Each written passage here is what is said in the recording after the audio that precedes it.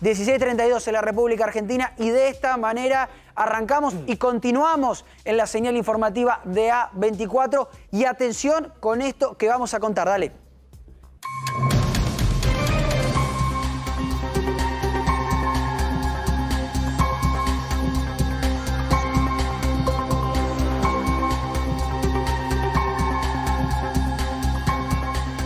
Nosotros hemos contado en infinidad de oportunidades los famosos engaños que se hacen desde la cárcel a las personas para robarles dinero. Bueno, yo les pido realmente a todos, a todos los que estamos acá en el estudio, a los que están del otro lado, que escuchen los detalles, los pormenores de este engaño mortal que tiene como víctima a este hombre, a Dionisio Aguilar, Héctor Dionisio Aguilar. Un hombre de 64 años que ya estaba prácticamente a punto de jubilarse, ya había dejado de trabajar, de hecho. Estaba disfrutando de la vida a sus 64 años, de su hijo, de su nieto. Vivía en una pequeña localidad de la provincia de Córdoba, una localidad que queda al sur de Río Cuarto. Una vida recontra tranquila, la de Dionisio Aguilar. Trabajaba, si no me equivoco, en el campo, vivía absolutamente en paz, hasta que un día, hace 3 meses, suena el teléfono. Alguien lo llamaba a Dionisio. Dionisio atiende el teléfono y del otro lado una persona le dice: hola Dionisio, soy uno de tus amigos de la juventud, ¿te acordás que fuimos juntos al colegio tal? Le da algunos datos. Dionisio le parece correcto esto que le estaba diciendo, por lo menos empieza a conversar con esta persona. Esta persona que estaba del otro lado le cuenta efectivamente que habían ido al mismo colegio. Dionisio le da algunos datos, le empieza a sonsacar datos a esta persona. Lo que no sabía Dionisio es que detrás de todo esto había una trampa. Lo que no sabía Dionisio era que quien estaba llamando a su celular, haciéndose pasar por un amigo de la infancia, era un preso que estaba detenido en una cárcel de Mendoza. De hecho, era un grupo de presos que lo habían elegido a él al azar, que habían hecho algún tipo de inteligencia, que hablaron con él y se hicieron pasar, o este se hizo pasar, por amigo de la juventud. Como los presos, yo se los he contado, tienen muchísimo tiempo libre, estuvieron mucho tiempo, varios meses hablando con Dionisio. ¿Para qué? Para sacarle información. Y Dionisio, que creyó siempre que pobre Dionisio estaba hablando con un amigo del colegio, un amigo de la facultad, charlaba, conversaba y le sacaban datos. Uno de esos datos que da Dionisio es que él, cuando era joven, había tenido una novia. Había tenido una novia que él amaba muchísimo. Le dice a este hombre, que él creía que era su amigo de la infancia, pero que en realidad era un preso que estaba en una cárcel de Mendoza, le dice el nombre de esta mujer. Y algunos días después, ese mismo supuesto amigo lo llama diciéndole que de aquel amor había nacido una hija. Le dijo: Dionisio, ¿vos sabés que tenés una hija que vive acá en la provincia de Mendoza? Y el pobre Dionisio se lo creyó, pero no se lo creyó porque Dionisio era un confiado, porque Dionisio era un tonto. Se lo creyó porque los propios presos, ¿saben lo que hicieron? Generaron un Facebook, crearon un Facebook trucho como si fuese la hija de Dionisio. Utilizando distintas técnicas, generaron, probablemente con inteligencia artificial, parece de película, pero les juro que fue así, con inteligencia artificial, fotos de alguien parecida a Dionisio y le dijeron que era la hija. Y desde la cárcel empezaron a chatear como si fuese la supuesta hija de Dionisio con el propio Dionisio a través de Facebook. Imagínense este hombre. creyó que tenía una hija que no había conocido y que esa hija la estaba chateando por Facebook. ¿Saben qué hizo esa supuesta hija? Que en realidad eran los presos desde la cárcel de Mendoza. Estuvieron durante 90 días, durante 3 meses, pidiéndole dinero. Claro, la hija le decía que necesitaba dinero y Dionisio le transfirió plata durante 90 días. Esto hasta acá es una sofisticación más de algo que nosotros hemos contado. Pero yo te dije al principio que Dionisio está desaparecido y que la justicia cree que Dionisio está muerto. ¿Saben por qué? Porque estos presos le dijeron a Dionisio un día: che, ¿por qué no venís a conocer a tu hija?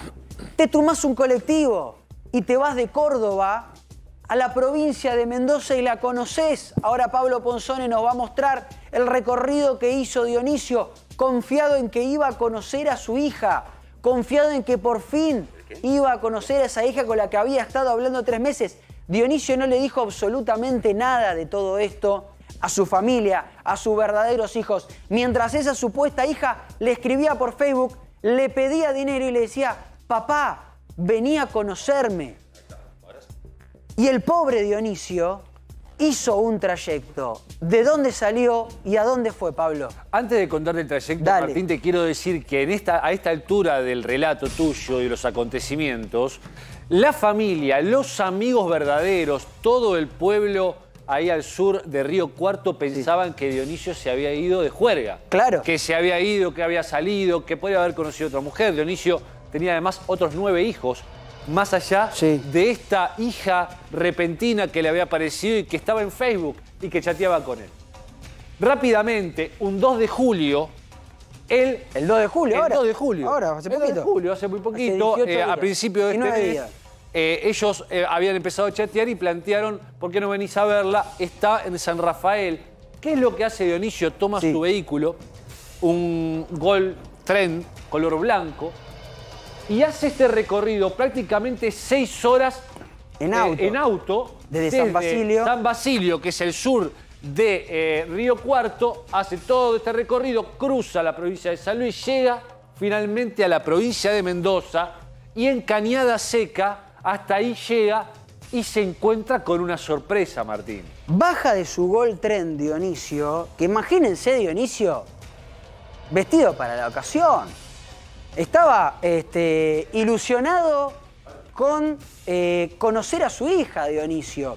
Se baja efectivamente de Gol Trend y no lo estaba esperando su hija.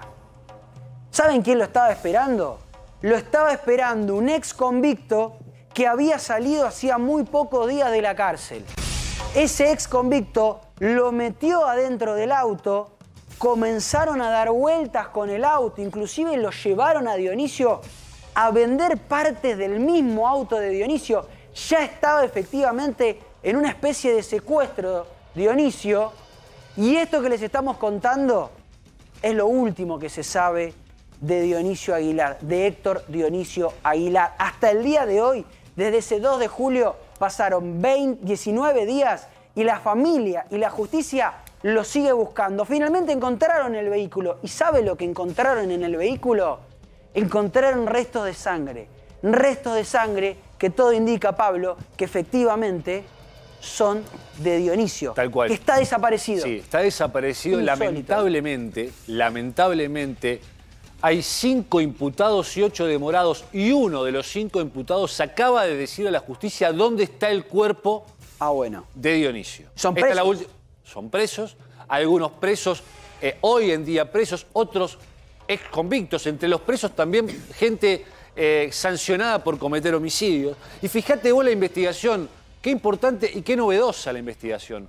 Porque ¿cómo hace la justicia de San Rafael para hacer toda esta reconstrucción de lo que le pasó a Dionisio? Logra clonar la tarjeta SIM del teléfono que tenía Dionisio, mientras estuvo con vida y que no fue encontrado, por lo menos hasta ahora, pero logran clonar esa tarjeta y a partir de esa tarjeta encuentran los mensajes. Todos los mensajes, los chats, los diálogos y también las redes a través de las cuales estos delincuentes lo engañaron y lo llevaron a la Pero imagínense la familia, ahora queremos hablar con la familia y vamos a hablar, avísenme cuando estén disponibles, pero digo, estos son aquellos delitos donde uno del otro lado, como decimos siempre acá, uno dice, dale Dionisio, ¿cómo vas a caer en eso? Pero hay que estar en el momento. Y hay que estar en el momento en el cual le dicen a Dionisio, soy un amigo de la infancia, le muestran Facebook falsos, le dicen que es una hija, él por la ilusión quizás se ve reconocido en esa hija y termina cayendo. Lo que pasa es que por lo general este tipo de estafas se terminan en el momento en el cual esta persona da plata, hasta que en un momento deja de dar ese dinero. Una vez que deja de dar ese dinero, estos fueron...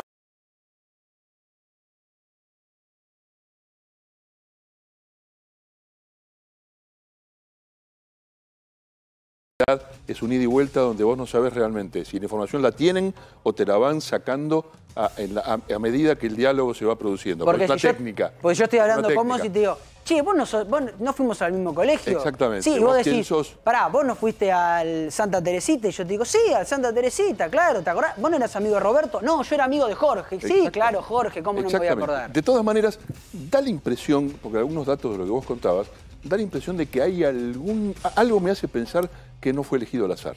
Pero igualmente me gustaría escuchar a la familia y después en todo caso te digo por qué. Bueno, quiero hablar con la familia. ¿Quién tenemos conectado? ¿Al hermano? Adrián. ¿Al hermano? ¿Cómo es el nombre? Adrián. Hola Adrián, ¿cómo estás? Buenas tardes. Hola, buenas tardes, ¿cómo andan? Mira, la verdad que muy preocupados por esta situación. Estábamos contando la historia, realmente es impresionante. ¿Ustedes cómo se enteraron de esto? Porque en un momento era la desaparición de tu hermano, pero finalmente esa desaparición ahora se convierte en otra cosa. Sí, la desaparición sería mi papá. Yo soy hijo. Ah, vos sos el hijo, perdón, el hijo, perdón. Vos sos el hijo, porque también habíamos hablado Adrián con es el otro hermano, nombre, exactamente. ¿No? Tu viejo es el que desaparece. Bueno, ¿y entonces? Bueno, en el momento que él desaparece, bueno, lo llamó mucho la atención porque no era decir de ausentarse. Claro. En esos momentos, digamos. ¿Y en qué momento se enteran que acá no era simplemente una desaparición? Que acá había algo más, que alguien lo había engañado, que alguien probablemente lo había secuestrado. ¿En qué momento se enteraron de eso? Y nosotros, bueno, el domingo 2, él sale de su casa a la 1:43, bueno, eso después lo vimos el lunes 3 por las cámaras, pudimos contactar. Bueno, el domingo 2 nosotros ya habíamos percatado que algo pasaba con mi papá porque era frecuente que él viniera a las 12 o a media mañana, que lo llamara, así llegaba a tomarse mate o venir a comer a las 12. Y no sucedió eso. Eso no sucedió. Y bueno, y el lunes ya teníamos que acudir a trabajar y bueno, él como siempre lo enseñó a ser responsable con el laburo. Había que dejar otras cosas. Primero estaba el laburo antes que otras cosas, ¿no? Y el lunes no asistió, no pudimos contactar con él el lunes a la mañana, así que determinamos de hacer la denuncia. Claro. Y ahora que saben puntualmente la investigación, tu viejo creía que tenía una hija, fue a buscar a esa supuesta hija y ahí es cuando desaparece. ¿Qué es lo último que te cuentan de esa investigación? Bueno, lo último que me cuentan de la investigación, digamos, nosotros yo trabajaba las 24 horas con él. Él no me contaba exclusivamente lo que hacía, lo que no hacía, con quién se escribía, con quién no, ¿no? Yo me entero todas esas cosas de Facebook, de la chica, de supuestamente esa hija, por terceros, que él le contaba. Y bueno, cuando él desapareció, ya ahí tomamos todos los medios que teníamos y hicimos las denuncias con todo eso, con el Facebook trucho, con transferencia, con todo eso. ¿Ustedes cómo se dieron cuenta de todo este material? Porque el teléfono se lo llevó tu padre. ¿Cómo supieron que tu papá estaba siendo víctima de una trampa aparentemente mortal? Bueno, nosotros no, digamos, no pensábamos que podía haber sido una trampa mortal así como lo estamos viendo en estos momentos, viviendo, digo. Él nos contaba que había tenido un vínculo con esta persona hace 10 años atrás, que habían tenido contacto, tuvieron, y bueno, después de 7 o 8 meses atrás volvieron a tener contacto y bueno, ella le decía que esa tal supuestamente nenita que tenía 10 años era hija de él. Ah. O sea que él contacta con una mujer, dentro de la organización evidentemente había alguien que se hacía pasar como una mujer que había tenido una relación con él y que por lo menos él identificaba, pero le hicieron creer que era esa persona, que no era, por supuesto, era parte de la organización. O sea, es peor aún todavía. Exactamente, a él le hicieron creer que, bueno, esa persona que él se estaba escribiendo, él había asistido a un encuentro de veteranos de fútbol hace 10 años atrás, Córdoba, y tuvieron un vínculo ahí. Se conocieron, tuvieron un vínculo, y bueno, después de 7 meses atrás, ahí ella le vuelve a escribir de vuelta, diciéndole esto supuestamente hija que habían tenido. Decime una cosa, ¿vos crees que tu padre fue elegido al azar o alguien tenía información y fueron a él específicamente? Yo creo que no. Mi papá con los niños era adoración que tenía, digamos, un vínculo con cualquier niño, él hacía vínculo enseguida. Me parece que no fue elegido al azar. No fue al azar. O sea, evidentemente, alguien... ¿Tenía Facebook tu viejo? Sí. Esa es la pregunta. ¿Tenía Facebook? Sí, porque mi viejo se contactaba con esta supuestamente chica a través de Facebook. No claro, llamada, no WhatsApp.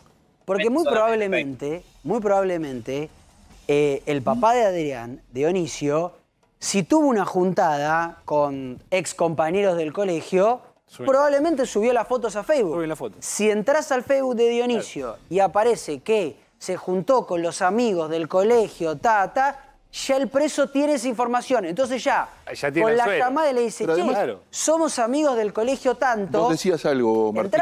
Decías algo importante, Martín.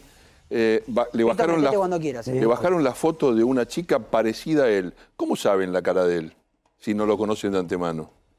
Para buscar una niña parecida. Claro, por eso está el Facebook. Es porque claramente le hicieron inteligencia. Exactamente. Y mientras eso sucedía, le sacaban plata a tu viejo. ¿Se sabe cuánta plata transfirió en esos 90 días, en esos 3 meses?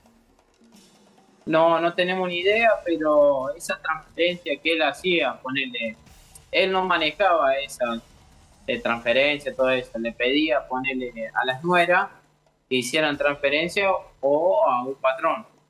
Pero no eran de mucho valor, eran de 3.000, 4.000, 5.000 pesos. Claro. Está bien, pero te van a sacar 5.000 pesos durante 90 días. Día por medio te van sacando 5 lucas, es un montón de plata. Claro, que en principio... Pobre Dionisio pensó que tenía una hija de Claro, 10 años. Fíjate vos hasta dónde llegan el golpe bajo, ¿no? Sí. Que ellos levantan seguramente la fotografía, construyen esta página de Facebook y después van con el golpe bajo, tenemos una hija, ayúdame a 3.000, 4.000 pesos. No es tanto, hoy en día no es tanto. Ahora después, cuando son 90 días de poner dinero, imagínate que hay más víctimas. ¿De qué estamos hablando? Estamos hablando de una organización realmente que sabe muy bien lo que hacía, que seguramente se hizo de cientos de miles de pesos con varias... Por supuesto, pero aparte digo, acá es donde yo, y ya sigo con el caso, pero digo, los precios ya sabemos que tienen mucho tiempo, pero tienen mucha inventiva y mucha crueldad, Fito, porque para generarle un Facebook trucho a un hombre, para hacerle creer que tiene una hija de 10 años, con una nena parecida a él, tenés que tener mucha creatividad, además de ser muy delincuente. Vos pensás, Martín, que el preso, para poder escaparse, tiene únicamente su mente. A partir de ahí, para poder salir de una prisión, lo único que tiene es su mente. Imagínate si tiene acceso a tecnología. Ahí es no donde solo celular, redes sociales. computadora. Todo. Porque, y aparte acá fueron, Fito, y ahora quiero seguir preguntándole a Adrián, un paso más allá, porque ya le venían sacando plata. ¿Por qué entonces lo hicieron, perdón, ¿para qué entonces lo hicieron decir, che, venite de San Basilio, que pobre, mirá la ilusión que tenía este hombre que viajó desde San Basilio en auto 6 horas y 2 minutos hasta llegar a Rafaela? ¿Con qué objetivo? Con el objetivo de, perdón Adrián que lo diga así, pero evidentemente con un objetivo malo, con el objetivo de hacerle daño. No había otro fin que el asesinato, Martín, lamentablemente. Es feo decir porque esto, ¿para Adrián? qué lo van a citar si no? Yo sé que ustedes tienen la esperanza, pero que al mismo tiempo los fiscales, y esto a mí me consta, les son realistas a ustedes y les dicen que las expectativas son muy malas, ¿verdad? Sí. Al transcurrir los días y pasan semanas, uno como hijo, como más llegado a mi viejo, siempre espera lo mejor, la fe, de encontrarlo con vida, en buen estado de salud, todo eso, pero pasaron muchos días de que se puede contactar todo esto. Claro, pues estamos hablando del 2 de julio al 20, hoy es 21, estamos hablando de 20 días. ¿Vos pudiste ver ese Facebook trucho que le hicieron? ¿Te mostraron alguna foto? No, él a mí no. No, pero la investigación, después te mostraron un Facebook trucho. No. Porque sería interesante, ¿no? Ver ese Facebook, Martín, para ver cómo lo hicieron, cómo lo crearon. Es interesante ver, sobre todo para prevenir, como un servicio para prevenir. Y además, lo interesante es que han podido levantar el fiscal. Y ahora te pido, Adrián, que te quedes con nosotros porque en instantes estamos haciendo una conexión directa con el fiscal de la causa. Sí, perdón, si lo tenemos al final. Probemos a ver si lo podemos sacar. Probemos. Ya conversamos con él y creo que nos puede aportar información de último momento importante para esta causa. Después de que en las pericias que se realizaran sobre el vehículo Goltren con el que viajó desde San Basilio hasta Cañada Seca, San Rafael, Dionisio, encontraran restos de sangre. Recordemos que ese mismo auto fue utilizado por los delincuentes para intentar venderlo como autoparte, el vehículo que estás viendo ahí en pantalla que fue recapturado por la policía. Quiero sumar, Adrián, a tu abogado, ya está en conexión, estamos haciendo todo un... estamos trabajando en caliente con esta información porque es un caso que, evidentemente, por la información que nos llega, está a punto de resolverse. Doctor Daniel Fernández, gracias por atendernos. ¿Cómo le va? Buenas tardes. Buenas tardes, ¿qué tal? Doctor, estamos asombrados, nosotros hemos contado algunos detalles, yo sé que ustedes tienen más detalles, pero a nosotros donde queremos hacer foco es en ese Facebook trucho que generan, y ya sigo hablando con Adrián, ese Facebook trucho que generan los delincuentes. ¿Usted pudo verlo? ¿Cómo es ese Facebook falso? ¿Tenía fotos? ¿Las conversaciones con él? ¿Cómo eran? No, las conversaciones con él no las hemos podido ver porque recién el teléfono se ha podido recuperar la información gracias a una clonación de la tarjeta SIM que efectuó la Fiscalía de San Rafael, por lo cual se simuló que era la misma y ahí pudieron obtener un montón de datos. Sí conocemos de quién pertenece este famoso Facebook, que tiene muy pocos amigos y representa a una persona que teóricamente de sexo femenino que vivía primero en Olta, en La Rioja, y luego se fue a vivir a la ciudad de San Rafael. Cuestiones todas falsas, porque esto no tiene nada que ver con una mujer eso le iba a decir. Todo un invento. Todo un invento.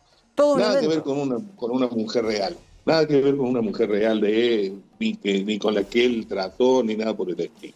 Recién, perdón, tomo una pregunta del doctor Sasso que decía... tomo el concepto y reformulo la pregunta. ¿Esto fue al azar o acá se hizo inteligencia previa y tenían algún dato más allá del que le pudieron sonsacar en la conversación? Las dos posibilidades existen. Yo no afirmaría ni una ni otra.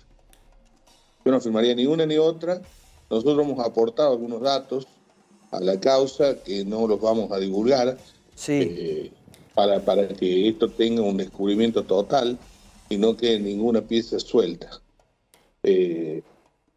Yo creo que puede haber sido al azar también, pero puede haber también alguna filtración del dato o en la misma esquema psicopático, digo yo, que utilizan para con las personas en estos diálogos que uno no sabe quién hay detrás, sacarle datos y en base a esos datos trabajar, ¿no? Porque puede haber sido también que le haya dicho, vos sos esa que yo conocí en tal lado, y decir, ¿te acordás de mí? ¿Qué hace? Puede ser, en Así realidad, funciona sí funciona, pero cuento, ¿no? ¿sabe lo que me parece a mí, doctor? Y acá lo sumo también el doctor Baqué, que es demasiado lo que hicieron para hacer una más de sus de las estafas telefónicas. Porque es verdad, ¿no, Fito? Las estafas telefónicas son, te saco información, depositame plata con alguna excusa y demás. Pero esto va demasiado lejos ya. Hacerlo ir. Hacerlo ir. En las estafas telefónicas llega hasta que... No, que él no lo hacen ir. Eso es un error, a él no lo hacen ir. ¿Ah, no? ¿Ah, no? No. ¿Cómo es? Él toma la decisión de ir.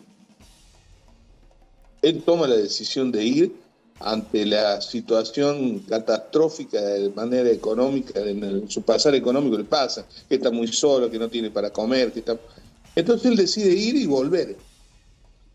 Seguramente porque esto nosotros no tenemos una comprobación. Daniel, perdón, pero para. A ver, decide ir, perdón, Daniel. Doctor, inducido. Decide ir después de ser inducido por una organización que le está diciendo de alguna manera que tiene una hija. Entonces él va en busca de esa hija, ¿no? Sin duda, pero no le dicen nos vamos a juntar tal día ni nada por el estilo. Ajá. Él genera... Está bien, él genera voluntariamente o con su voluntad viciada por el ardid.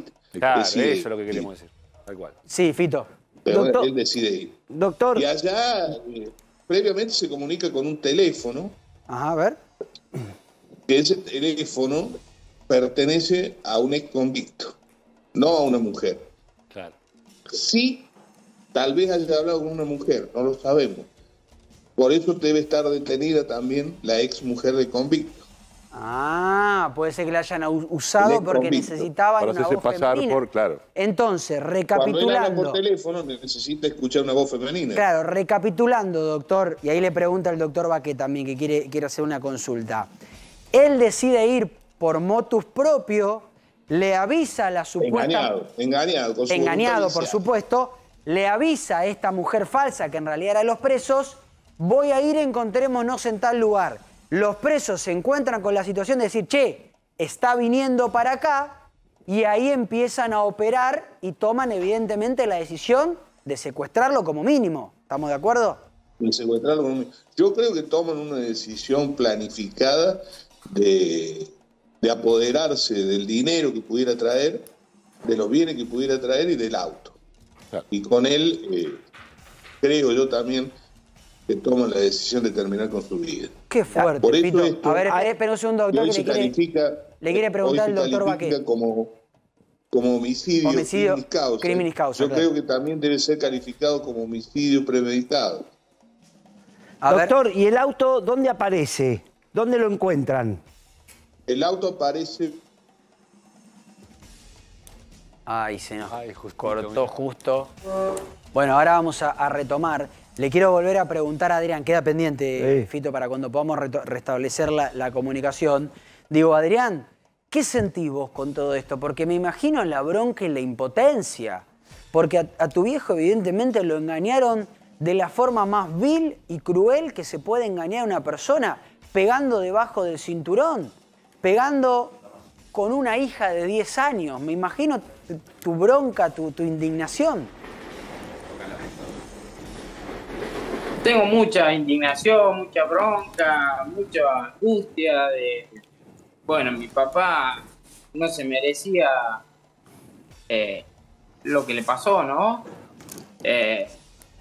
Impotencia de decir, ¿cómo puede ser de que un preso maneje... ¿Cuántas veces? ¿Y sabes cuántas veces lo dijimos? ¿Sabes, Adrián, querido, cuántas veces lo dijimos? y no pasa nada. Y siguen teniendo celular, redes sociales. ¿Sabés cuántas veces lo pedimos desde acá? Y te entiendo. Te entiendo, porque una cosa es verlo de afuera y otra cosa es que te pase. Tienen una organización, Martín. Estos tipos tienen una organización dentro de la prisión con vínculos fuera y son ¿cuántas veces? Una pyme, prácticamente, que se dedica, en este caso, han matado, han asesinado gente que ya lo había hecho y por ello estaba detenida. Adrián, ¿tenés esperanza de encontrar con vida a tu viejo todavía? ¿Hay algún resquicio? Hace poco hablábamos con Cecilia, con Gloria, la mamá de Cecilia, del caso de Chaco, y ella en un principio nos dijo, no, acá no hay ninguna posibilidad. ¿Vos sentís que puede haber alguna posibilidad de que tu viejo esté con vida? La esperanza nunca la voy a perder, ¿no? Sí. Esperanza y fe nunca la voy a perder y bueno, vamos a tener que afrontar. A mi papá no lo encontramos con vida, ¿no?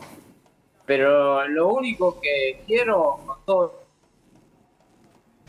sea justicia y que no vuelva a pasar todo esto, decir, de la cárcel manejar un grupo de convictos me parece que es injusto, me parece. Injusto no tendría que suceder. Ahora vuelvo con el doctor, creo que lo tengo de vuelta con tu abogado. El doctor nos había quedado, lo tengo para poder conversar con él. Bueno, ahora vamos a charlar con él. Si no, me gustaría también hablar con el fiscal de la causa para que vean que hablamos con todas las partes. El fiscal es el doctor Javier Chiaroli. Hola doctor, ¿cómo le va? Buenas tardes. Buenas tardes, ¿cómo les va? Bien, yo entiendo que estamos en una etapa crucial de la investigación, pero le pido por favor que nos cuenten en la medida de lo posible y sin entorpecer la causa, cuáles son las últimas novedades. Bien, en primer lugar les pido disculpas por la dificultad en comunicarnos. No, por favor. En horas anteriores, pero han sido realmente jornadas muy intensas, sobre todo en un contexto de una feria judicial. Me imagino. Bien, esto comienza el día 17, hace 4 días, con un llamado telefónico del doctor Miralles, fiscal de instrucción en turno de la ciudad de Río Cuarto, Córdoba. Sí. El cual me informa de la situación de la agregación paradero del señor Aguilar y los motivos que tenía de preocupación. Sí. Es por ello que le pido que me envíe por correo electrónico una copia de las diligencias que habían realizado y me encuentro con una investigación muy avanzada de la Policía Judicial de Córdoba y un presentimiento muy ominoso con respecto al resultado del señor Aguilar. Ahí se dieron cuenta que no era una desaparición común, digamos, que no era alguien que se había escapado. No era una desaparición común, toda vez que habían hecho una labor muy prolija la Policía Judicial de Córdoba y ya tenía muy avanzada esta investigación. Y se había determinado que el señor Aguilar se había contactado hace varios meses con un perfil de la red social de Facebook, en el cual los usuarios de ese perfil aducían que era una señora con la cual el señor Aguilar había tenido una relación años antes, del cual había surgido una hija, y en ese contexto le estaban solicitando transferencia de dinero a través de billeteras virtuales. Ese es el primer indicio sospechoso de esta situación, y sobre todo porque se trataba de una persona en un contexto rural, con inocencia propia de esas personas. Sí, claro. No tienen la suspicacia de personas de grandes ciudades o ciudades más grandes. E incluso es doloroso ver cómo el señor Aguilar se había alegrado por la posible existencia de esta hija y que estaba colaborando, él entendía que colaboraba con la manutención de esa criatura. Sí. Y ahora le pregunto, fiscal, puntualmente, ¿ustedes qué es lo que pasa cuando Dionisio llega a Mendoza? ¿En qué momento toma contacto no con su hija, que no existía, sino con un ex convicto? Bien, lo que hemos podido reconstruir es que el día 2 de julio, aproximadamente a las 10 de la mañana, el señor Aguilar arribó a la ciudad de Salto de la Rosa, que es un distrito en Cañada Seca, San Rafael, probablemente en inmediación a una estación de servicio, donde se encontraba una mujer y un hombre que sospechamos que es la señora Luffy y el señor Ríos. La señora Luffy es la pareja del señor Ríos y el señor Ríos es quien habría contactado, conjunto de otro grupo de presos, mientras purgaba condena en la penitenciaría de San Rafael, quienes comenzaron este arbitrio evidentemente con un intento de estafa y que en algún momento mutaron su intención a una mucho más grave, que es a convocarlo mediante engaño a la ciudad de San Rafael para provocar un encuentro físico, robarle y matarlo para procurar su impunidad. Toda vez que el perfil que utilizaban, en primera instancia le manifestaron al señor señor Aguilar, que se encontraba en La Rioja, la señora con la que tenía relación, pero comienzan a mentirle diciéndole que se ha mudado a la ciudad de San Rafael, es decir, ya estaban preparando esta argucia para hacerlo venir a la ciudad de San Rafael, donde lo van a abordar físicamente. Suponemos que lo hacen trasladar un par de una distancia muy breve, pero que en el lugar donde ocurrió, una distancia muy breve de la zona de campo, y que es atacado con un arma blanca, probablemente entre los dos. En ese contexto, la señora Lupi recibe una herida, porque tiene una herida de arma blanca en el tórax. Y luego se han deshecho en algún lugar ignorado en el trabajo del cadáver del señor Aguilar. Y posteriormente el señor Ríos ha andado circulando por la ciudad de San Rafael en distintos lugares, ocultando en las casas de distintos allegados y amigos el auto, hasta el día 17, donde ya coordinó con una persona el desguace del vehículo y la venta de las autopartes. ¿Sí? O sea, perdón, que ellos se enteran que Dionisio iba a ir y no tienen mejor idea que ir y matarlo para robarle.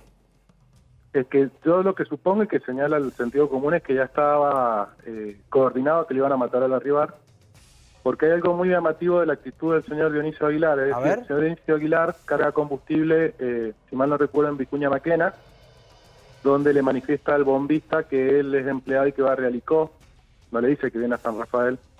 Luego en Realicó la policía en un control, él le manifiesta que va a la ciudad de Unión, es decir, la siguiente ciudad, no le dice que va a San Rafael.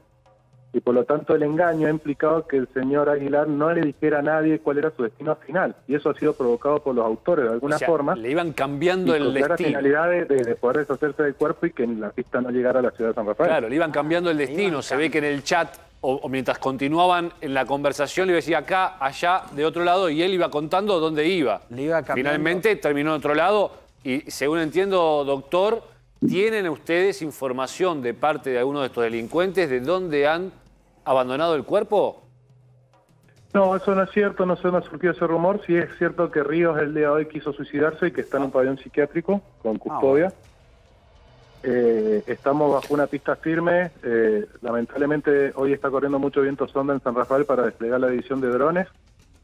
Pero sí tenemos una pista firme relacionada con geolocalizaciones y con un golpe muy llamativo, un gran golpe que tiene el cárter del vehículo, con pintura amarilla que correspondería a algún tipo de señalamiento vial o un cordón. ¿La parte de atrás del vehículo o adelante? Abajo, adelante. Está bien, está chocado atrás. Adelante que han atropellado un cordón, lo que supone, un cordón de la calle. Y precisamente el lugar sospechoso es un desvío donde aparentemente han tomado con el vehículo esa noche, a gran velocidad obviamente, y ahí habrían provocado ese golpe. Eso nos está señalando, ubicar ese lugar probablemente nos va a poner más cerca del lugar donde está el cuerpo del señor. A ver, espéreme un segundo, doctor, porque lo tengo al hijo, lo tengo a Adrián también en comunicación. Digo, Adrián, cuando vos escuchás todo esto, ¿vos creés que tu papá, digo, por la ilusión, no digo la inocencia, pero sí por la ilusión de conocer a su hija, podría haber sido manipulado, engañado de esta manera? ¿Vos lo creías capaz, quizás, insisto, por esa ilusión, esas ganas de conocer a una nena que podía ser su hija? Sí, lo creo. Porque él comentaba a terceros, también como le puedo enterar, que él supuestamente tenía una hija. Esa hija era de él. Ah, ¿él ya le había comentado a otros que tenía una hija? Supuestamente, que le hacían creer. Claro. Claro, pero él creía que tenía una hija o él creía que le hacían creer. No, él creía. No sé. Yo creo que él creía. Y sí. Claro, ahora sí, claro. Sí. Él evidentemente estaba convencido. Lo tengo también a tu abogado, el doctor Fernández, creo que lo tengo en línea. ¿Me escucha, doctor? A ver. Bueno, ahora me quedó pendiente la pregunta. Pero la podemos preguntar al fiscal. Pero, dale, preguntásela al fiscal, dale. Doctor, la pregunta era, ¿y el auto cómo lo encuentran ustedes? Bien, con respecto a lo que le estaban preguntando al hijo del señor Aguilar, yo estoy en contacto con un hermano de él que es, no recuerdo el nombre, Luciano. Nosotros hemos hecho una medida, se conformó un equipo de trabajo con la Policía Judicial de Córdoba y la Policía de Mendoza, con algunas virtudes, con sus fuertes en distintas medidas investigativas. Y la Policía de Mendoza está muy avanzada en una técnica de investigación que es la clonación de tarjetas SIM. Y a través de esa forma de acceder al dispositivo de la víctima, hemos accedido a las últimas comunicaciones que ha tenido a través de Messenger de Facebook. Ah, ¿y qué dicen esas conversaciones? El señor Aguilar estaba convencido que tenía una hija, ¿sí? y que venía con esas intenciones hacia San Rafael. Él entendía que venía a San Rafael a buscar a una mujer y 2 niños para que se les iba a llevar a vivir a la ciudad de Córdoba, a la ciudad de San Basilio, con él. Una cosa, o sea... Ese era el motivo, por eso traía una suma de dinero importante y traía su vehículo. Perdón, el engaño, el nivel de engaño al que llegan es tremendo, porque Fito, este hombre estaba convencido y se los quería llevar a vivir con él. Doctor. Sí, en realidad eso se llama ingeniería social. Sí, claro, ingeniería social. Comienzan a sacar la información sin darse cuenta y le siguen la corriente. Tal vez le han dicho en algún momento, ¿cómo no te acordás de mí? No sabes quién soy. Y él empieza a tirar pistas. Y le dice, no, vos serás a fulana que conoció hace 10 años. Y ahí le siguen la corriente, le sacan información y le arman toda una historia que no se da ni cuenta en qué momento le sacaron información. Lo que hablábamos al principio. Nos quedó pendiente la pregunta del doctor Baqué. Doctor, con las comunicaciones de Messenger, ¿ustedes tienen acreditado que él efectivamente se dirigía a San Rafael o que le fueron cambiando el destino? No, él se dirigía a San Rafael y el engaño implicaba, y eso todavía no lo hemos podido determinar porque siguen analizando el dispositivo, cómo lo convencieron de que él mintiera en el viaje cuál era su destino final. Porque él ha ido dando otros destinos en su momento. Pero eso está en el gran contexto de que la finalidad última era matarlo, porque no querían que se supiera que venía acá a San Rafael. Claro, ahí está la otra cosa, otra cuestión. ¿Él viajaba con dinero? ¿Había ido con dinero? ¿Se sabe cuánto? Sí, viajaba, se viajaba de las comunicaciones se infiere que traía una suma aproximada de 200.000 pesos. 200.000 pesos. Ahora. Una vida por 200.000 pesos. Una vida por 200.000 pesos. Ahora. De WhatsApp. Perdón, digo, son tan ingeniosos, y acá se lo pregunto primero se lo pregunto al doctor Luisazo y también se quiero preguntar al fiscal que está detrás del caso. Digo, son tan ingeniosos que hasta consiguieron, no solamente que Dionisio viaje de Córdoba a Mendoza, estando convencido de que tenía una hija, sino que además de alguna manera, que no sabemos cómo, lograron que él le vaya mintiendo a las personas con las que se iba a encontrar. ¿O estamos hablando de mentes maquiavélicas o acá es impresionante? Sí, yo creo de todas maneras que se pasan de la raya. Digamos, estas cosas suelen pasar, lo decías vos hace un rato. Sí. Creo que se pasan de la raya cuando esto termina con un homicidio, porque estamos cansados de ver este tipo de estafas, ¿no? Pero de estas características yo creo que yo no había escuchado nunca, jamás, una que termine de esta manera un desenlace tan trágico como este, ¿no? Sí conocíamos, ¿te acordás, Martín, que lo contamos, el engaño de las sextorsiones? Sí, claro. Esa que creaban perfiles de mujeres que después decían que son menores y después te apretaban para que pague. Pero esta situación es bastante distinta, ¿no? Y doctor, ¿usted piensa que cómo lo engañaron para que vaya mintiendo en cuál era el destino final, digamos? Estamos hablando de gente muy avesada al delito, muy ingeniosa para el delito. Pues sería más lógico que le fueran cambiando el lugar de llegada. Pero no le cambiaron el lugar. Le dijeron, llegaste hasta tal punto y mentí. Ahora, ¿cómo se lo dijeron? Doctor, ¿qué hipótesis tiene? Después te voy a aportar otra hipótesis. Dale. ¿Me preguntan a mí? Perdón. Sí, a usted, doctor. No lo sé, pero sí por experiencia. Yo tengo 20 años en el Ministerio Público. He visto muchas estafas y defraudaciones de todo tipo, donde uno ve objetivamente desde afuera el caso y no puede comprender cómo la víctima entró en tamaño engaño, pero de hecho la víctima ingresa. No sé si hay un proceso hipnótico o algo de la víctima que se convence de la situación de lo que está viviendo o no quiere aceptar que no es cierto lo que está ocurriendo o algo por el estilo, pero sí que hay situaciones que de afuera, viéndolas objetivamente, parecen absurdas, pero que de hecho fueron muy eficaces. Y de este tipo de hechos y defraudaciones que cometen organizaciones criminales que se encuentran dentro de la penitenciaría y que tienen su soporte operativo afuera, ocurren y ocurren todos los días. Incluso, ahí me está informando gente de investigaciones de la zona sur, que a los mismos días que ocurrió esto con el señor Aguilar, en la ciudad de San Rafael también fue engañado un albañil, el cual lo hicieron venir hasta la ciudad de San Rafael con una promesa de trabajo, y esta persona fue asaltada en un barrio bastante complicado de San Rafael con las indicaciones que le dieron, y afortunadamente no fue ultimado. Esta ¿Pero persona, es la misma gente, doctor? Perdón. Ocurrió. ¿Sería la misma gente que involucrada en este caso que acaba de contar? Y ese informe que señala la unidad investigativa está encaminado a determinar si son o no la misma persona. Pero bueno, estamos hablando de un complejo penitenciario que no es muy grande, y si la organización de la defraudación o este engaño que tenían un asalto ha surgido de la penitenciaría de San Rafael, probablemente estamos hablando de la misma persona. Tal cual, la misma Fito, pyme. Fito tenía otra. ¿Cuál es la otra? La pregunta es, en un control policial dijo que iba hasta la Unión, ¿entendí bien? Sí, en una estación de servicio y se quedó a otro lado. Bueno, eso es muy común en el interior del país, Martín, que cuando vos te paran siempre vas al pueblo más cercano.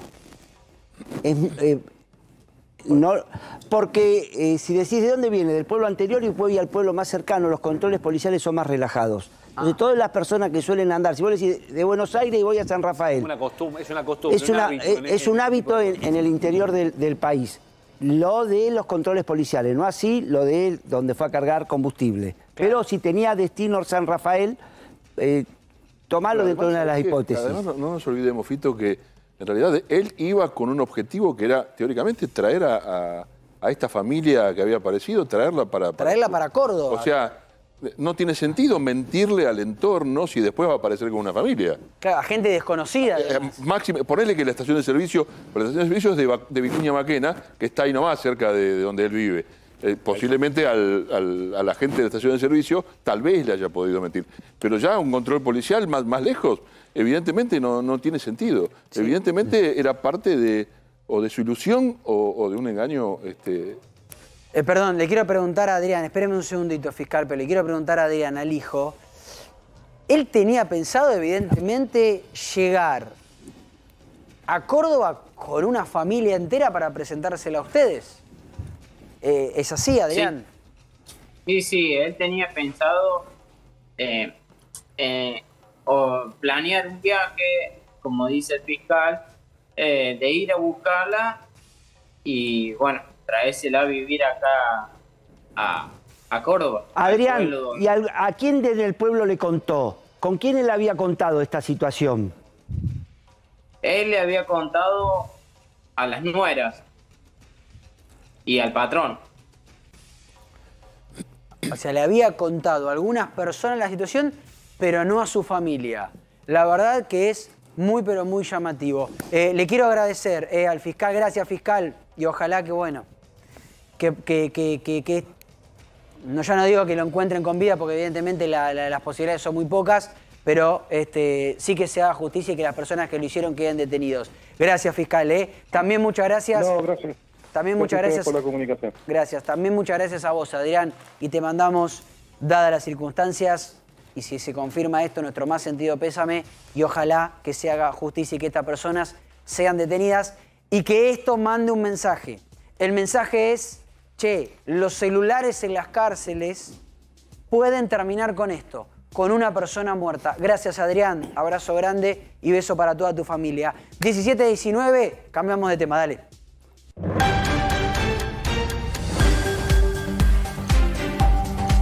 Y nos vamos rápidamente a Devoto. Impresionante lo que sucedió allí, porque estamos hablando de una explosión que dejó 6 heridos y uno de ellos muy grave, Pablo. Eso sucedió, Martín, en Chacarita a partir de una explosión en un servidor. El litio que termina siendo consumido por el fuego desprendió un gas tóxico. Eso ocurrió en Chacarita, pero ahora vamos en vivo a Devoto, porque ahí una mujer estuvo secuestrada durante 3 semanas después de haber conocido a un hombre que le invitó a su casa y no la dejó salir. Realmente, o sea, no estamos hablando dramática. De un secuestro, o sea, no comenzó como un secuestro, sino te invito a mi casa y después no te dejo salir. Te secuestro. No solo hay un secuestro, sino también durante esas 3 semanas abusos sexuales. Nos vamos en vivo a Chacarita. ¿Quién está trabajando? Devoto. Devoto, perdón. Marcelo Padovani está trabajando allí. Marce, ¿cómo está? Buenas tardes. Martín, Pablo, equipo, audiencia, buenas tardes. Un caso dramático que recién relataba Pablo Ponzone. Esta es la casa en cuestión, Martín, la información que tenemos, extraoficialmente, por supuesto, como ocurre en estos casos, es que la mujer, 47 años, acepta en principio venir con este sujeto que vive aquí en esta casa, en la calle Pareja, al 4500, como decimos en el barrio de Devoto. Acepta venir. Al tercer día la mujer se quiso ir, pero este hombre no la dejó. Este hombre de 38 años no la dejó, la torturó, la violó, Sí, durante 3 semanas, durante 3 semanas ocurrió esto, Martín. Allí Claudito Merino te está mostrando la puerta de la casa y vamos a ver, si te parece, lo que es la habitación. ¿Por qué esta habitación? ¿Por qué esta ventana? Porque por aquí la policía logró asistir a esta mujer de 47 años, Martín, Pablo, equipo. Sí. 47 años, se quería ir, los 3 días, al tercer día se quiso ir, como decimos, y este hombre, este sujeto, la secuestró, la torturó, la tuvo aquí en esta habitación. ¿Cómo es la secuencia? Los vecinos comienzan a escuchar gritos, llantos, y una mujer, una vecina decide llamar, varios, ¿no? Pero digo, una vecina en específico decide llamar al 911. ¿Qué ocurre a partir de ese momento? Viene una mujer policía, levanta aquí con su tonfa, con su palo la persiana, la puerta está rota,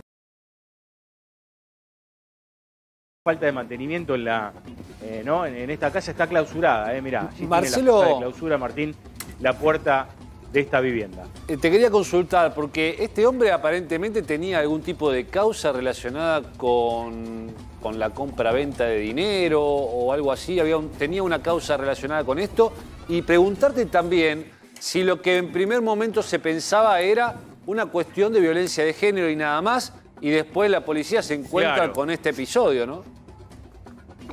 Exactamente, sí, Pablito, es así, tuvo varias denuncias aparentemente, y de hecho allí hay un oficio judicial, creo, mirá, ahí en una hoja A4, arriba de una mesita, que no llego a ver bien, pero ahí hay una especie de citación judicial porque los vecinos nos cuentan, sí, una vecina nos contó puntualmente que no es esta la primera mujer, Pablo, no es esta la primera mujer, que no es la primera mujer. No sé si esta situación, digamos... Eso sí. Te dijo Marce, la vecina. Hagamos una cosa. Escuchemos a esa vecina y seguimos con vos. Sí. Dale, así hablaba una de las vecinas de este hombre. Dale. Secuestrador y abusador. Dale. La verdad, por eso, hola y chao. Nada más. ¿Familia? La gente que traía a las mujeres que traía acá, que después terminaba golpeando o abusando, eran conocidas de él, que eran, no sé, eso ya no sé. ¿Cómo hacía para traerlas? Le dice tantas. No, ¿sería un seductor? No sé, eso ya no te puedo decir porque... ¿Vivía solo este señor? Vive solo. ¿Siempre vivió solo? Ahí desde que falleció la madre. La madre... ¿Vivía con la mamá? Sí. En general se la ve una casa bastante desmejorada, como parece sin atención. Yo nunca entré a la casa. ¿Pero de afuera? Digamos. De afuera sí. Dice que así, no sé. ¿Y a esa mujer usted la vio tirada en la cama, golpeada? No, yo no me acerqué, nada más que vi cuando en el momento que le estaba golpeando y nada más. Ah, ¿la vio cuando la golpeaban? Sí, trae el vidrio, ahí, y después que rompieron la policía todo. Bueno, Marce, estábamos escuchando como podíamos lo que decía esta mujer, está recorriendo esta casa del horror, y esta mujer decía, bueno, desde que se murió la madre empezó a tener estas conductas, y no es la primera vez que una mujer viene a esta casa y está tanto tiempo. Impresionante. Claro. Lo que nos decía esta vecina, que ella aclara que nunca tuvo problemas, ¿no? con este muchacho llamado Luciano. Ahí veíamos el oficio judicial, pero nos decía que no era la primera vez que pasaba esto, mientras Claudito Merino aquí te muestra el frente de la casa, bastante descuidada, Martín, en un barrio que es muy pintoresco y que está muy cuidado, ¿no? Otra de las cosas que llama la atención. ¿Qué zona de Devoto es? En esta parte de Devoto. Y estamos muy cerca, en la calle Pareja, 4500, estamos a unos metros de las vías del ferrocarril San Martín, a metros nomás, ¿eh? Sí. De esta calle, de hecho, termina allí donde están las vías. Pero te decía, llama la atención la casa... ¿4.000? 4.500. 4.500. 4.518 es la dirección. No, es la dirección de al lado esa. Pero bueno, a ver, no tiene... Claro, esta es la de... No, será esta, ¿no? Es esta, sí. 4.518, Martín. Aparecen dos propiedades incluso, mirá. Sí, Marcelo, Martín, las pruebas que se fueron acumulando, por supuesto, testimonio de la víctima que sufrió todas estas penurias durante 3 semanas, un celular que pertenecía, por supuesto, al imputado, un juego de sábanas de donde se extrajeron rastros de semen, por supuesto, esto es una prueba biológica que lo va a comprometer más allá del testimonio, Y también el DNI de una mujer, estaba también en la habitación el DNI de otra mujer. Claro, no la que fue víctima de todo. No la víctima. Recién veíamos, busquemos si podemos. ¿Cree que pudo haber sido una víctima anterior con el mismo modus operandi? Mira, busquemos recién en las imágenes que estábamos viendo de cómo trabajaba la policía, porque nosotros venimos, digo, ya que estamos hablando de este caso y otros casos, recién veíamos en las imágenes cómo trabajaban con el famoso luminol. Claro. Fíjense, y ahora lo van a ver en las imágenes, son las imágenes que van rotando, como para trabajar con el luminol. Ahí está, mirá, esto, perfecto, excelente. Esto es lo que extraen de la sábana, fíjate, las sábanas, ellos están trabajando. Así trabaja, este es el trabajo del luminol. Sí. Es decir, rocían, mirá, rocían con un químico, en este caso la cama, el colchón, la sábana, apagan las luces y con esta luz, que creo que se llama luz blanca, ¿no? Luz violeta. Luz violeta, sí, tenés razón, luz violeta, empiezan a buscar las manchas. Y ahí cuando encuentran una mancha, levantan el rastro y se lo llevan a analizar en el laboratorio. Esto es con un hisopo y después se termina levantando ese material. En principio acá en este caso no es sangre, es semen, y que por supuesto va a corroborar los dichos de esta persona que ha ido a esta casa por voluntad propia, pero que a los 3 días no la dejaban salir. Impresionante. 3 semanas. 3 semanas. 3 semanas encerrada. Pasaron 3 días y de esos 3 días estuvo 3 semanas encerrada. Impresionante. Me decías, nos contaba recién Pablo acá, Marce, que el DNI que se encuentra no es de la víctima de ahora, sino que de otra mujer que no sabemos si le pasó lo mismo, claro, si pudo escapar, cuál fue la situación. Claro, ¿cómo te escapás, no? Porque ese es otro tema, ¿cómo te escapás? Primero hay que tener en cuenta una cosa, la primera, Martín, la diferencia de fuerza, ¿no? Entre un varón y una mujer. Claro. La mujer que logra escaparse acá, de verdad salvó la vida, ¿no? Porque a esta mujer pudo haber muerto tranquilamente acá, presa, torturada, violada, vejada por este sujeto que evidentemente, bueno, habrá que ver cómo están sus facultades mentales, ¿no? Pero aparentemente los vecinos lo veían como alguien normal, Martín. Eso también es lo que llama la atención, ¿no? Claro. Sí, bueno, esto de lo veían como un amigo normal, Fito, Luis, ustedes que conocen estos casos, por lo general... Son un amigo normal. Los abusadores, los violadores, los golpeadores. Siempre cuando vos le preguntas a los vecinos te dicen, pero si era un vecino de salía y saludaba siempre. Pero es parte de las características. Es la característica que tienen. No me quiero meter en temas que no psicológicos, convencia, pero es parte de las características. Casualmente parece normal con este resabio, este costado. Pero Luis, ¿cómo haces para...? Lo que es sorprendente acá es... ¿Cómo haces para secuestrar, violar, abusar y que no te denuncien? Porque, a ver, acá hay... En este caso sí. Estamos diciendo la posibilidad de que hubo casos anteriores.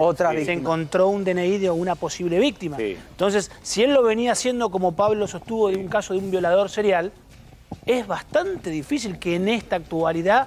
vos le digas a una persona a la cual abusaste, violaste y tuviste cautiverio, anda tranquila, ¿eh? No te olvides que es una situación que es vergonzante para la víctima. Claro, por eso es cierto. No por nada el código inclusive no le permite actuar a la justicia si no es con una denuncia específica de parte de la víctima. Hay que ver cuándo fue este ataque, si existió o no, digamos, es por lo menos lo que se presupone. Si fue de corto plazo, es decir, hace un mes, antes inmediatamente de este ataque, y puede ser que no haya todavía una denuncia contra este hombre, que para todos los vecinos era un vecino común y silvestre que no se metía con nadie, ¿no? A ver, la información que tenemos, Martín, perdón, Pablito, dale, aporto este dato, que se conocían y que se reencontraron en una fiesta y que a partir de allí la mujer accede a venir aquí a la casa de este muchacho de 38 años llamado Luciano. Claro, el inicio es voluntario. Claro, ¿qué iba a pensar la mujer? Que después no iba a poder salir, ¿no? Que iba a estar aparte, mirá, 3 semanas en cautiverio. Porque acá, ¿qué es lo primero que trata? O sea, ¿qué es lo primero que se trata de hacer? Lamentablemente, de echarle la culpa a la víctima de alguna manera y decir, lo conoció por Tinder y fue directamente a la casa, ¿cómo te vas a meter ahí? ¿Cómo no te diste cuenta que era un violador? Bueno, en este caso, la pobre chica se lo encontró en una fiesta, lo conocía de antes, lo invitó a la casa. ¿Cómo se va a imaginar que era un delincuente que la torturó, que la abusó y que la encerró durante 3 semanas. Es que la verdad no te lo Fito, podés imaginar. No es fácil encerrar a una persona durante 3 semanas en cautiverio. No, le tenés que dar de comer, tenés que hacer que no grite, que no pida ayuda, que no salga. ¿Habrá actuado solo? Su voluntad a una expresión mínima. Muchas veces actúan con psicofármacos. También. Muchas veces actúan para tenerla reducida a la voluntad. Marce, mientras dialogamos, ¿nos podemos acercar de vuelta a ver el interior de la casa? Y le quería preguntar a Marcelo. Está muy interesante. claro. Dame un segundito porque mientras Marce se acerca, quería seguir con esta línea de Fito. Digo, no hay muchas posibilidades, si no es drogando a una persona, de tenerla 3 semanas. ¿Por qué? Y no. Tampoco estamos hablando de una propiedad tan grande. No, de la hecho, mujer Martín, puede gritar. Los secuestros, es Martín, algo que incluso Fito y Luis lo pueden confirmar, es un delito que ha bajado a sus niveles mínimos históricos. No, pero esos secuestros no, los secuestros en general. Porque mantener en cautiverio a una persona cuesta mucho dinero. Cuesta mucho dinero porque, a ver, no la vas a... En estos casos las tenía en su casa, pero en otros casos no vas a alquilar una casa para secuestrar a alguien. No, eso de ya... A ver, ahí estamos viendo parte de la notificación. Sí, te quería decir... Contanos lo que registrás, lo que ves vos de ahí, de adentro de la casa, Marce. Te quería decir, además, digamos, no es fácil, mantener una persona en cautiverio en una habitación que da a la calle, a la vereda. Sí. Y encima tenés vecinos por todos lados, porque es que, mirá, enfrente, al lado, de hecho, ahí, está un poco alejado el de al lado, pero alguien, aparte, es una vereda que tiene bastante tránsito, digamos, no a esta hora igualmente, pero... Hay que decir que vivía en condiciones... Sí, pero no una cosa que no entendí. Perdón, algo chiquitito. Sí. Ese documento que estábamos viendo, yo me confundí, pensé que era algo de esta causa, pero no. No, a eso voy. A eso iba. A ver, volvamos porque es anterior. No, porque la pregunta que... Claro, quiero ver, porque ahí se alcanza a ver es un asunto, digamos, civil, pero vinculado también a una cuestión de género, una cuestión familiar. A ver. De carácter... A ver, ¿qué dice el documento? De violencia de género, posiblemente. Perdón, me crucé, perdón, mala mía. Violencia familiar. Me gustaría saber si es la persona de la víctima o es otra distinta. Ocupado Civil 8, denuncia por violencia familiar, sí. Violencia familiar. Exactamente, violencia familiar. Ahí tenés el nombre del denunciado, que es Calvo. Y de la víctima. Y hay una víctima que me gustaría saber si es la misma que hace esta última denuncia. Puede ser tal vez no. Tal vez no, porque es del 2000, fíjate la fecha. 2023. Fíjate que es, bueno, no deberíamos dar el apellido de la persona. Sí, bueno. Pero Cristina se llama, puede ser una hermana, puede ser una tía, 14.631/2023 es el número de la causa de este año. Es de este año. Es decir que, Marcelo te preguntaba... pero no es esta víctima. Ahí te hago un comentario. No es esta víctima seguro. A ver, Fito. No podría haber intervenido en este caso. Fijémonos a ver qué más hay en la casa. La justicia familiar, si no tendría, en este caso interviene la justicia penal. Claro. Esto es con alguna conflicto que haya tenido con su pareja anteriormente. A ver, relatanos lo que ves, Marce, que es una botella de algo, ¿no? Whisky. No, les quería decir... W. Es una putada, es whisky, pero les quería decir a propósito del tema de violencia familiar, porque la vecina esta que habló con nosotros nos dice que este muchacho siempre estuvo solo, digamos, no tenía una pareja estable. Así que evidentemente debe ser, bueno, no lo sabemos tampoco, ¿no? Sí, puede ser una hermana o la madre misma. Claro. Marcelo, vos que estuviste, que estás ahí, que son nuestros ojos en ese lugar, ¿vos llegaste a ver algún tipo de medicamento, algo que pueda abonar la hipótesis de Fito Baquer respecto a que podía estar bajo algún efecto de un narcótico? Porque es verdad, 3 semanas es difícil de sostener a una persona cautiva en una casa como esta, ¿no? No, lo único, digamos, lo único que vemos es la botella de whisky, Pablito. Ahí hay una petaca, ¿no? De whisky, si mal no veo. Ahora, sí, ahí hay. Bueno, ahí hay. Eso es lo. Sí. Y después es la pregunta es, ¿los vecinos cuentan o hablan sobre cómo estaba él psiquiátricamente? ¿Por qué hago esta pregunta? Porque las condiciones que vemos en la casa no me da de una persona muy equilibrada. O sea, me da que vivir en un departamento abandonado, sucio, con baldes, con goteras. O sea, no sé si estamos ante una persona muy equilibrada. A ver, hagamos una cosa, Marce, pará. Quiero seguir recorriendo porque nos está mostrando en exclusiva imágenes del interior de la Casa del Horror. de la casa de este hombre que secuestró, torturó y violó a una mujer durante 3 semanas. Mirá, ahí sigo viendo cosas. Bueno, ahora vamos a seguir repasando por dentro la casa. Quédate ahí, Marce, Dale, cómo no. que quiero continuar con este caso. Enseguida vuelvo con vos, pero antes...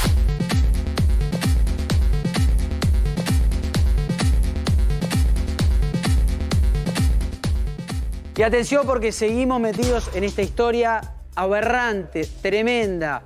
Un hombre que secuestra a una mujer, en realidad que la invita a su casa, que la mujer llega voluntariamente, que la encierra en esa casa que estamos viendo y la tiene retenida durante 3 semanas. Estamos en vivo trabajando en el lugar. Recién estábamos recorriendo lo que era el interior de la casa. Se veía, Pablo, Luis, Fito, Juan, esa causa por violencia familiar. O sea que estamos hablando evidentemente de un hombre peligroso o por lo menos con algún tipo de antecedente, agresivo. Agresivo. Voy a repetir lo que decíamos antes de irnos al corte para refrescar lo que estábamos comentando. Para mí, creo que las condiciones que está esa casa no es una persona muy equilibrada psicológicamente. Seguramente. Enseguida volvemos con este tema. Seguimos recorriendo el interior de la casa y más información sobre el hombre que secuestró, torturó y abusó. 17:52, nos quedan todavía algunos minutos para seguir compartiendo la tarde con todos ustedes y nos metemos de lleno en lo que pasó anoche acá en A24, en este mismo estudio, Juan, porque Javier Milei visitó a Esteban Trebuch. Así es, Milei ha decidido efectivamente y sin ninguna duda romper su estrategia. La ha modificado, la ha cambiado, ha decidido salir un poco a la zona capilar de la elección y empezó con críticas a Patricia Bullrich, a Sergio Massa, quien invita a un debate público. Todavía no está, obviamente, aceptado por la parte a la cual está sufriendo, la de Sergio Massa. Pero lo cierto es que, por ejemplo, decía cosas como esta. Mira, escuché el primer corte. Dale. Están discutiendo cosas que son absolutamente accesorias en un país que trae una decadencia estructural de más de 100 años. Yo lamento tener que ser insistente con esto, pero creo que vale la pena que tomemos conciencia de esto, que nosotros entramos al siglo XX siendo el país más rico del mundo. Que hoy, al tipo de cambio paralelo, somos 140. Que hoy tenemos más de 40% de pobres. Que en el país que se produce alimentos para 400 millones de seres humanos, con una presión fiscal sobre el campo del 70%, el Estado se lleva el alimento de 280 millones de seres humanos. En Argentina hay 5 millones de seres humanos que no les alcanza para comer. Una situación de aún ya los que trabajan, el 30% son pobres, aún trabajando. La decadencia de los 100 años, no sé si 100 años, pero en eso coincidimos. Y sobre todo me quedo con esto último que decía, que inclusive nuestro propio compañero Carlos Burgueño lo ha contado, de familias que los dos son, padre y madre, son empleados en blanco e igual son pobres. Sí, la pregunta es si Milei vendría a solucionar o a amplificar más las diferencias. Bueno, ese es el tema. A ver, gran parte de los elogios que recibía Milei al comienzo de la campaña electoral era lo único, fundamentalmente, que era el único candidato que ponía propuestas en la mesa. Propuestas complejas, propuestas particulares, pero que eran propuestas al fin. El resto discutía sobre la propia coyuntura. Eran convocantes. ¿Qué pasó? Lo cierto es que Milei en las últimas semanas ha bajado su nivel de contundencia, pero también se refería a esto. ¿Qué dijo? Que está de pie, mirá. Dale. Un hombre caminando, tenía un burro viejo, era viejo el burro, iban caminando juntos y cuando iban caminando aparece un pozo y el burro se cae del pozo. Entonces el hombre trata de rescatar al burro. Y no podía, no, la fuerza no le daba. Como no le daba la fuerza, va y pide ayuda y tampoco tenían fuerza para sacarlo. En lugar de seguir tratando de sacarlo, le dicen, bueno, es viejo, déjalo, enterralo vivo. El burro del otro lado dice, pará, loco, yo tuve tantos años al lado tuyo, ayudándote, y ahora me tirás tierra. Y le empiezan a tirar tierra. Y lo querían enterrar vivo, ¿no? Y ¿Qué es lo que sucede? En la medida que le van tirando tierra, adivina que descubre el burro. Que con esa tierra la puede reacomodar e ir estando más arriba. Y en un momento, cuando creen que le están tirando la palada final, está saliendo. Sale del pozo. A mí, esta manga de delincuentes, con sus socios mediáticos, pauteros y ensobrados, han tratado de matarme. Sos el burro en la parábola. Exactamente. Y acá estoy de pie y más arriba. Bueno, esto de se debería pie, hacer referencia. Perdón, de pie y más arriba, pero yo ayer te preguntaba y te decía, che, ¿sigue siendo una elección de tercios? No. No, estará de pie, todo lo que vos quieras, pero no con la misma contundencia, o por lo menos no con el mismo caudal de votos que antes. Ayer te contaba, Martín, que las críticas que él hace, él acusa fundamentalmente a Patricia Bullrich de ser la culpable de esas entramados judiciales, de las denuncias en su contra, de ciertas operaciones. Esto es en palabras de él. No estaban se aliados, querían, sí, se amaban, no, pero era un amor no correspondido. Finalmente, Milei se dio cuenta que estaba filtrando votos hacia el lado de Patricia Bullrich y que debía salir a pescar un poco más a aguas abiertas que quedarse en su zona de confort. Y la manera de pescar es, por supuesto, atacando a Patricia Bullrich para decir, esperen, no se vayan con Patricia Bullrich, que yo soy un poquito mejor. Y mira esta particularidad que dijo, a ver, mucho se habla de el gorilismo en la derecha.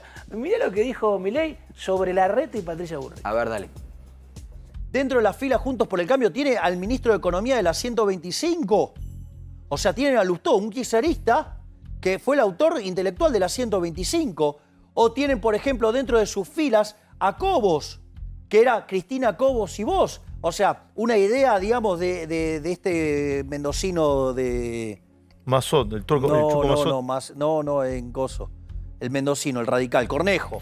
Es el ideólogo de Cristina Cobos y vos. O sea, digo, no solo eso, lo tienen a Pichetto, el jefe de la bancada del kirchnerismo durante 16 años. O sea, no está preso justamente porque bloqueó desde el Senado. ¿Que son un rejunte, decís vos? No, lo que digo es que tienen una doble vara esta gente. Bueno, pero... Digo, además le gusta jugar a ser, no gorilas. O sea, tienen el premio King Kong. ¿Juntos por el Cambio tiene el premio King Kong? Claro, tienen el premio King Kong. ¿Y por qué no le revisan la historia a la señora Bullrich? ¿Con qué? Y digamos, ¿cómo arrancó en política? Con la JP. Bueno, ¿se acuerdan que hace poco habían salido unos carteles de Patricia Bullrich con su nombre que tenía Carolina Serrano? Carolina Serrano, exactamente. Que en realidad no era un seudónimo, lo contaba el propio Rajendorfer. Patán contaba que era un pasaporte trucho que tenía Patricia Bullrich en su momento. Tenía Cali era Cali, su nombre en Montoneros, y Carolina Serrano era ese pasaporte que tenía apócrifo. ¿Sabés lo que estoy viendo? Sí. ¿Qué estás viendo, Fito? Que pasó de un candidato que hacía propuestas a ser igual que la casta, atacarse uno con otro. Responde, ahora es un candidato que responde. Y que se mete en esa lucha, se mete en la lucha como todo, que vos, que yo... ¿Existió realmente la división en tercios o las encuestas? No, en un momento existió y es más, te voy a contar algo que lo vamos a ver el domingo. A ver, estuve en Lanús, ¿no? Me tocó estuve haciendo encuestas, voy a estar mañana en otros lugares para GPS, para el domingo y para el Noticiero de América, y te voy a contar que a mí lo que me sorprende es que ahora, cuando vos salís a la calle a preguntar, la mayoría de la gente te responde que no definió su voto. Mirá, bueno. No te dicen ni uno, dicen no lo definí. Y no falta tanto, falta poquito. Bueno, de este tema y de muchos más, por supuesto, referidos a la política y a la actualidad nacional, los va a continuar la querida Mariana Contartesi y todo su equipo. Nosotros nos retiramos, nos reencontramos el lunes a las 4:30, casi me confundo, 4:30 de la tarde. Que tengan un excelente fin de semana y, como les digo siempre, gracias por estar del otro lado. Chao.